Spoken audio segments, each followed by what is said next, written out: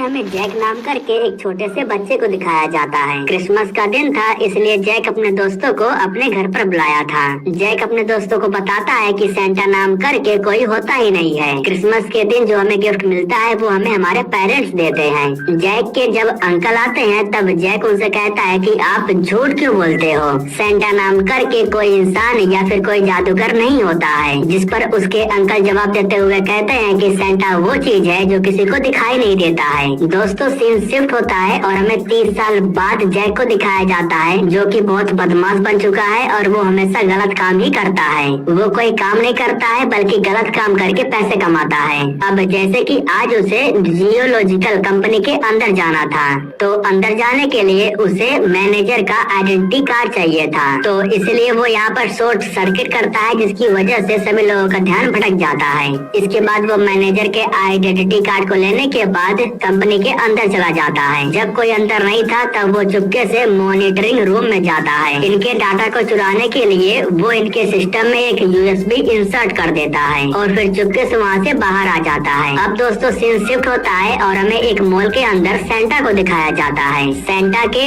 Just बगल में हम एक कैलम नाम करके इंसान को देखते हैं जो कि एक प्रकार से सेंटा का बॉडीगार्ड है। यहाँ मैं आपको बता दूं कि सेंटा का एक कोड नेम भी है, जैसे कि रेड वन या फिर उसे लोग निक कह के भी पुकारते हैं। खैर अब यहाँ पर जो कैलम था वो बच्चों के द्वारा लाए हुए सारे सामानों को अच्छे से चेक कर रहा था। अगर यहाँ पर कोई फालतूगिरी कर रहा था तो कैलम उसे सेंटा से दूर भगा देता है। ये पूरी तैयारी कल के दिन के लिए हो रहा था क्योंकि कल क्रिसमस का दिन था। बच्चों से थोड़ा बातचीत कर लेने के बाद कैलम सेंटा को लेकर के यहाँ से जाने लगता है। वो सेंटा को लेकर के एक ऐसी जगह पर आता है जहाँ पर आर्मी का एक बेस था। बेस कैंप के अंदर जाने के बाद सेंटा अपने बग्गी के पास जाता है। सेंटा जाकर के अपने बग्गी पर बैठता है और नॉर्थ पोल के लिए रवाना हो जाता है। उसकी बग्गी की स्पीड एक रॉकेट से भी काफी ज्यादा तेज थी। पल भर में मीलों दूर के सफर को तय करने के बाद वो नॉर्थ पोल में एंटर करता है। ठीक उसी वक्त सेंटा की जो लोकेशन थी वो सैटेलाइट के जरिए जैक के सिस्टम में शो होने लगता है।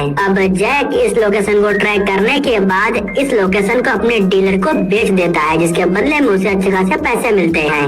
इधर जो सेंटा थे वो एक बैरियर को खोलने के बाद एक ऐसी दुनिया में एंटर करते हैं जिससे इंसान अनजान है और इस दुनिया के बारे में कोई नहीं जानता है। एक प्रकार से आप मान सकते हो कि ये एक जादुई दुनिया है। यहाँ जोरों शोरों से तैयारी हो रही थी क्योंकि कल के दिन क्रिसमस था और बच्चों को गिफ्ट बांटना था।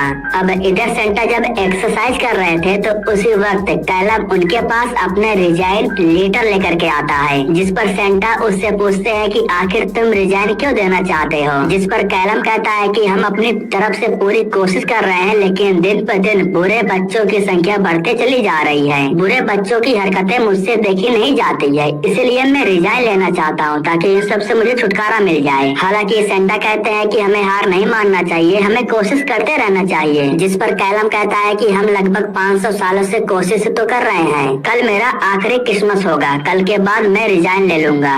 इतना कहने के बाद कैलम बाहर आ जाता है माहौल को चेक करने के लिए। उसी वक्त हम कुछ घुसपैठियों को देखते हैं जो कि नॉर्थ पोल की तरफ ही आ रहे थे। दरअसल सेंटा की जादुई दुनिया के बारे में इन लोगों को मालूम चल गया था।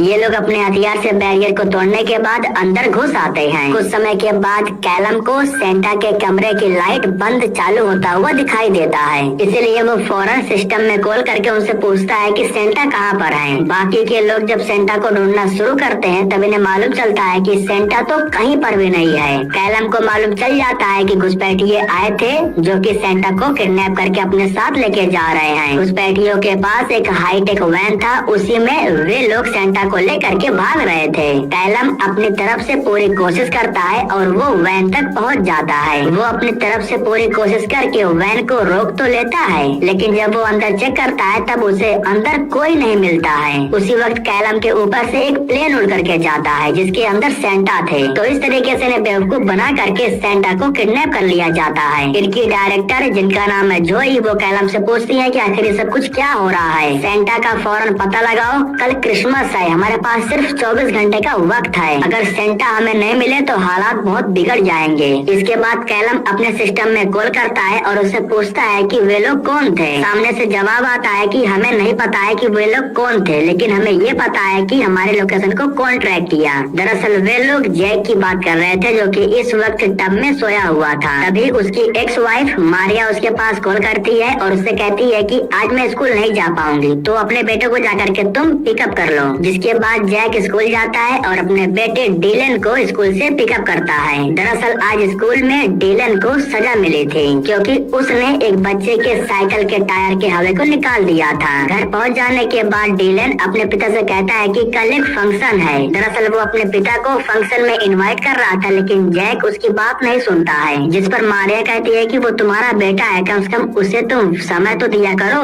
वो मारिया की भी बात नहीं सुनता है। वो कहता है कि मुझे काम है। यह कहने के बाद वो अपने घर की तरफ आ जाता है। जब वो अपने अपार्टमेंट में जाता है तब उसे मालूम चलता है कि कुछ लोग हैं जो उसके घर के अंदर हैं। दरअसल ये लोग जैक को पकड़ने के लिए आए थे और इनके पास एक खास प्रकार की गन थी। हालांकि ये लोग जैक को पकड़ने की पूरी कोशिश तो करते हैं, लेकिन जैक खुद को बचा ले रहा था। वो उनके ही गन से उन्हें फ्रीज कर देता है और यहाँ से भाग जाता है, लेकिन ज्यादा दूर तक नहीं भाग पाता है क्योंकि जोई सामने से आकर के उसे फ्रीज कर देती है। वापस से उसे कमरे में लाने के बाद जोई उसे होश में लाती है। जब जैक को होश आता है तब जोई उससे पूछती है कि आखिर वो कौन है, जिस पर जैक पूछता है कि किसकी बात कर रही हो तुम। जोई कहती है कि तुम्हें अच्छे से पता है, जिस पर जैक कहता है कि नहीं, मुझे नहीं पता है, मैं हर दिन नए नए कांड करते रहता हूँ। काफी समय तक पूछताछ करने के बाद जोई को यकीन हो जाता है कि जैक बिल्कुल सही कह रहा है। जैक को बिल्कुल भी इस बात का एहसास नहीं था कि आखिर उसने कितना बड़ा कांड कर दिया है। अब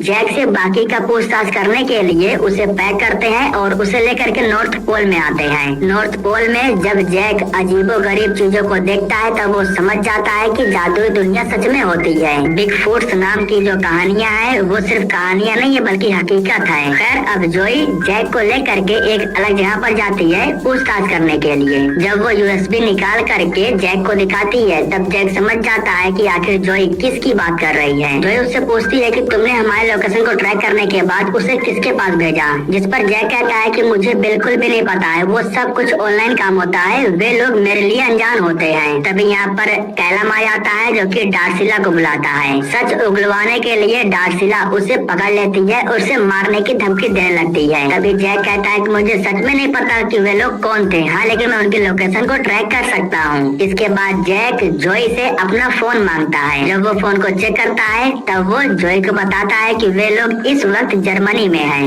सीन शिफ्ट होता है और हमें सेंटा को दिखाया जाता है। यहाँ पर हम ग्रायला नाम करके एक लड़की को देखते हैं। इसी ने ही अपने लोगों के जरिए सेंटा को किडनैप किया है। जब सेंटा को होश आता है तब वो सेंटा से कहती है कि अब बुरे लोगों का अंत आ चुका है। इतना कहने के बाद वो जा करके एक बटन को दबाती है और फिर सेंटा की शक्तियों को खींचने लगती है। सेंटा की शक्तियों को लेकर के वो बुरे काम को अंजाम देने वाली थी। सीन शिफ्ट होता है और हमें दिखाया जाता है कि कैलम जैक को लेकर के एक टॉय की दुकान पर आया है। कुछ छोटे मोटे सामान लेने के बाद कैलम जा करके एक दरवाजे को खोलता है। दोस्तों ये दरवाजा एक प्रकार से पोर्टल की तरह काम कर रहा था। इन दरवाजों का इस्तेमाल करके कैलम एक जगह से दूसरी जगह जाता था। इस तरीके से ये लोग पल भर में जर्मनी पहुंच जाते हैं। यहाँ कैलम एक टॉय को नीचे रखता है और अपने हाथ में लगे गैजेट से जादू करता है, जिसकी वजह से वो कार बड़ी हो जाती है। यह देख करके जैक काफी हैरान हो जाता है। कैलम के कहने पर जैक उस लोकेशन पर आता है जहाँ वे लोग इन्हें मिलने वाले थे, जिस इंसान को जैक ने डाटा बेचा है। यहाँ पर हम 3 लोगों को देखते हैं जो कि उस इंसान के बॉडीगार्ड्स हैं। उस इंसान से मिलने से पहले इन्हें बॉडीगार्ड्स को हराना होगा। बॉडीगार्ड कहते हैं कि तुम उससे नहीं मिल सकते हो, जिसके बाद कैलम अपना जलवा दिखाना शुरू करता है। वो बड़े से छोटा, छोटे से बड़े हो करके इन लोगों को घुमा घुमा के मार रहा था। पल भर में वो इन सब की हालत खराब कर देता है और फिर उसकी मुलाकात होती है ब्रोकर से। ब्रोकर वही इंसान है जिस इंसान को जैक ने डाटा बेचा है। ब्रोकर शरीफ बन रहा था, लेकिन तभी जैक कहता है कि कल रात को मैंने ही तुम्हें वो डाटा बेचा था। कैलम उससे पूछता है कि तुमने वो डाटा किसको बेचा, बस उसका नाम बता दो। ब्रोकर नाम नहीं लेता है बल्कि उसका नाम रेत पर लिख देता है। उसका नाम ग्रायला था और जैक उसका नाम ले लेता है, जिसकी वजह से ग्रायला इन लोगों को सुन लेती है और इनकी लोकेशन के बारे में उसे मालूम चल जाता है। वो पल भर में ब्रोकर के शरीर को पजेश कर लेती है और कैलम से कहती है तुम लोग कई साल से बहुत मेहनत कर रहे हो, अब तुम लोगों को आराम करना चाहिए। इस क्रिसमस मैं उन सभी बच्चों को सजा दूंगी जो झूठ बोलते हैं, कानून तोड़ते हैं और अच्छा बनने का दिखावा करके लोगों को धोखा देते हैं। इतना कहने के बाद पूरा मौसम साफ हो जाता है और तभी समुद्र के अंदर से एक बस चल करके बाहर आती है। कैलम उस बस के करीब जा रहा था तो उसी वक्त उस बस के अंदर से 3 स्नोमैन बाहर निकलते हैं। इन स्नोमैन को ग्रायला ने ही भेजा था। अब यहाँ पर जो जैक था वो ब्रोकर को लेकर के भागता है क्योंकि ब्रोकर ही इनकी आखिरी उम्मीद था। कैलम स्नोमैन से फाइट करता है और इन्हें मारता है, लेकिन ये लोग मरने का नाम ही नहीं ले रहे थे। ये लोग फिर से जिंदा हो जा रहे थे, खुद को ठीक कर ले रहे थे। फाइट के दौरान एक स्नोमैन आकर के ब्रोकर को फ्रीज कर देता है। इधर जो कैलम था वो स्नोमैन के नाक पर लगे हुए कैरेट को जैसे ही निकालता है तो उसी वक्त स्नोमैन पिघल करके नीचे गिर जाता है। मतलब कि अगर इनके नाक से कैरेट को निकाल दिया जाए तो ये अपने आप ही खत्म हो जाएंगे। इधर एक स्नोमैन जैक के ऊपर हमला करने के लिए आ रहा था, लेकिन तभी कैलम उसके नाक से कैरेट को निकाल देता है, जिसकी वजह से वो पल भर में खत्म हो जाता है। अब कुछ समय के बाद जोई अपनी स्पेशल टीम को लेकर के यहाँ पर आती है, लेकिन जैसे कि ब्रोकर जम चुका था तो इनके पास अब कोई सबूत नहीं था। उसी वक्त कैलम के दिमाग में एक आइडिया आता है। वो अपने सिस्टम में चेक करता है कि आखिर कौन कौन सी जगह पर शक्तियों का इस्तेमाल हो रहा है। यहाँ उसे मालूम चलता है कि जर्मनी के एक कोने में लगातार शक्तियों का इस्तेमाल किया जा रहा है और इन शक्तियों का इस्तेमाल करने वाला कोई और नहीं बल्कि सेंटा का भाई क्रैम्पस था। अब इसके बाद जो कैलम था वो जैक को अपने साथ ले करके क्रैम्पस से मुलाकात करने के लिए उसके इलाके में जाता है। कुछ समय के बाद जैक और कैलम एक लोकेशन पर पहुँचते हैं। यहाँ पर एक दरवाजा था। दरवाजे को खोलने के बाद ये लोग पोर्टल का इस्तेमाल करके नर्क लोक में पहुँच जाते हैं। उसी वक्त यहाँ पर कुछ लोग आ जाते हैं जो कि इन्हें पकड़ करके क्रैम्पस के पास लेकर के जाते हैं, जहाँ हम देखते हैं कि क्रैम्पस इस वक्त अपने दोस्तों के साथ स्लैप वाला गेम खेल रहा था। उसके थप्पड़ को कोई बर्दाश्त नहीं कर पाता है और इस गेम को उसके अलावा और कोई जीत भी नहीं सकता है। यहाँ पर जब क्रैम्पस कैलम को देखता है तो वो थोड़ा गुस्सा हो जाता है और कहता है कि तुम्हें यहाँ आना सख्त मना है, तुम यहाँ क्यों आए? जिस पर कैलम बताता है कि तुम्हारे भाई किडनैप हो चुके हैं और मुझे पूरा शक है कि सेंटा को तुम्हारी महबूबा ग्रायला ने ही किडनैप किया है। मैं बस ये जानना चाहता हूँ कि क्या वो यहाँ पर आई थी? जिसके बाद क्रैम्पस कहता है कि उसने मुझे सालों पहले एक गिफ्ट दिया था, उसे गिफ्ट को लेने के लिए वो यहाँ पर आई थी। जब कैलम उस गिफ्ट के बारे में पूछता है तब क्रैम्पस बताता है कि वो एक साधारण सा कांच का गोला था। यह सुन करके कैलम में थोड़ा आश्चर्य हो जाता है। वो सोचता है कि आखिर उस गोले का वो करने क्या वाली है। खैर उसी वक्त क्रैम्पस कहता है कि तुम लोग अब यहाँ से नहीं जा सकते हो। कैलम कहता है कि मुझे जा करके सेंटा को ढूंढना होगा, कल क्रिसमस है, लेकिन क्रैम्पस उसकी बात नहीं मानता है। उसी वक्त जैक के दिमाग में एक आइडिया आता है। वो क्रैम्पस से कहता है कि कैलम तुम्हारे साथ वो स्लैपिंग वाला गेम खेलना चाहता है। अगर तुम जीते तो हमें यहाँ पर रख लेना, लेकिन अगर हम जीत गए तो हमें यहाँ से जाने देना। अब ना चाहते हुए भी क्रैम्पस को ये गेम खेलना होगा क्योंकि लोगों के सामने उसकी इज्जत का सवाल था, तो इसलिए वो इनके साथ गेम खेलने के लिए तैयार हो जाता है और इनकी जो शर्त थी वो भी मान लेता है। अब कैलम और क्रैम्पस ये दोनों आमने सामने थे और कैलम सबसे पहले थप्पड़ मारता है, लेकिन क्रैम्पस को कोई फर्क नहीं पड़ता है। लेकिन इसके बाद जब क्रैम्पस उसे थप्पड़ मारता है तो कैलम काफी दूर जाकर के गिरता है और उसके मुंह में सूजन आ जाता है। पहले ही राउंड में कैलम को चक्कर आने लगे थे।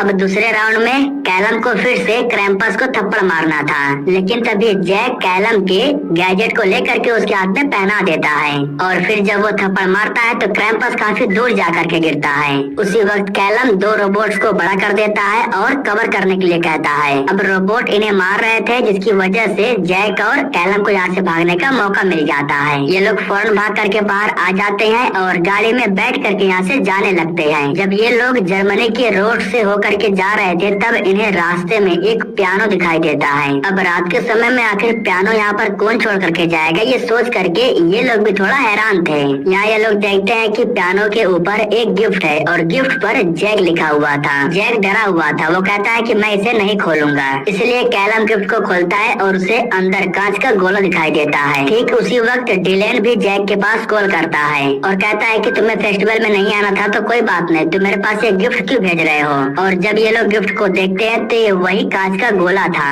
डिलेन जैसे ही गोले को चेक करता है तो उसी वक्त उसका रंग बदल जाता है और वो गायब हो जाता है। अपने बेटे को ढूंढने के लिए जैक भी इस गोले को ले लेता है और वो भी गायब हो जाता है। जब जैक की आँख खुली तब उसे मालूम चला कि उसके सामने उसका बेटा है और ये दोनों इस वक्त उसी कांच के गोले के अंदर कैद हुए हैं। दरअसल ग्रायला ही बुरे बच्चों को सबक सिखाने के लिए इस कांच के गोले के अंदर उन्हें कैद कर रही थी। वो और भी बच्चों को किडनैप करने के लिए ढेर सारे कांच के गोले को बनाने लगती है। इधर कैलम कैलम जॉय के पास कॉल करता है और उसे बताता है कि जैक और उसका बेटा दोनों गायब हो चुके हैं, लेकिन अभी तक सेंटा की लोकेशन के बारे में इन्हें कुछ पता नहीं चल पाया है। इधर जैक अपने बेटे से कहता है कि तुम फिक्र मत करो, कोई हमें आकर के बचा लेगा, हम यहाँ पर ज्यादा समय तक कैद नहीं रहेंगे। इसी के साथ वो अपने बेटे से माफी भी मांगता है। वो अपने बेटे से माफी मांग करके सुधर गया था, तो शायद इसी वजह से कांच टूट जाता है और ये दोनों आजाद हो जाते हैं। जॉय ने शुरू से ही जैक के अंदर एक ट्रैकर को लगाया था,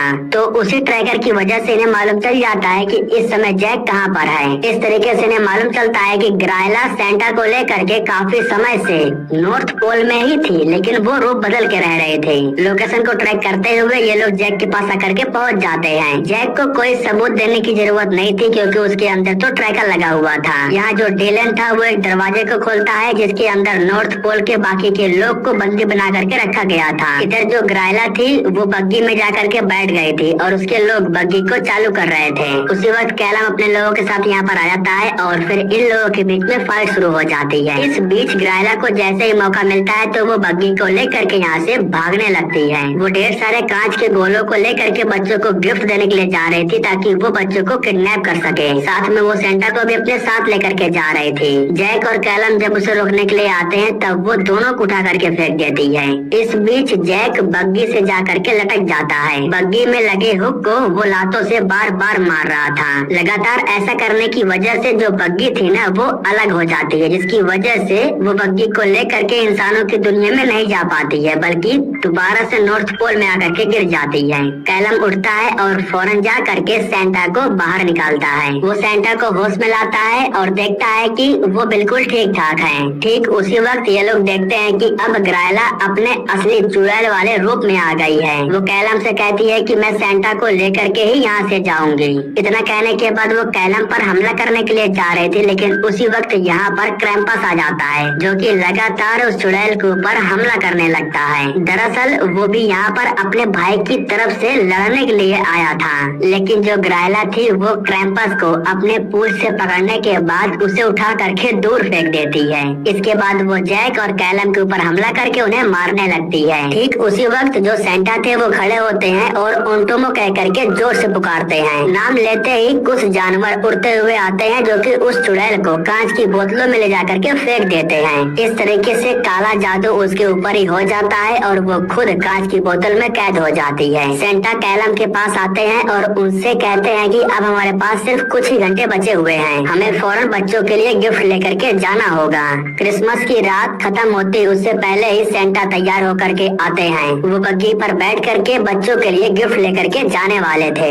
जाने से पहले वो जैक और उसके बेटे को बग्गी पर बैठा करके अपने साथ लेकर के जाते हैं। अब इस तरीके से दोस्तों सेंटा और उसकी टीम रात भर एक साथ मिल करके बच्चों के घर पर गिफ्ट रखते हैं और बच्चों में खुशियाँ बांटते हैं। जब सेंटा गिफ्ट बांट रहे थे ना तो उस वक्त जैक भी उनके साथ में था। तो जैसे कि जैक को बचपन में बिल्कुल भी यकीन नहीं था कि सेंटा भी होता है और वो हमारे लिए गिफ्ट भी लाता है, लेकिन अब अपनी आंखों से देखने के बाद उसे यकीन हो जाता है कि सेंटा सच में होते हैं। जैक की तरह ही और भी बच्चे थे जो कि धीरे धीरे सुधर रहे थे, तो इसीलिए जो कैलम था वो रिजाइन नहीं देता है। कैलम रिजाइन नहीं देता है बल्कि वो अब सेंटा के साथ मिल करके काम करने लगता है और इसी के साथ दोस्तों ये कहानी यहीं पर खत्म हो जाती है।